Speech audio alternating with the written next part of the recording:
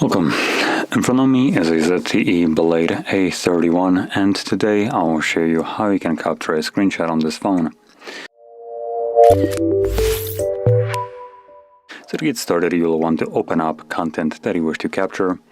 I'll be using settings as an example for this, and once your content is open and visible, like it is for me right now, you want to hold power key and volume down at the same time. You'll get a sound along with this pop-up at the bottom to signify that you have just successfully captured a screenshot.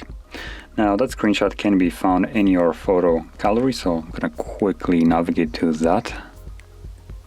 If I can, oh, there we go, gallery. So continue, and you can see it right over here. So that's our screenshot. So anyway, this is how you could capture a screenshot.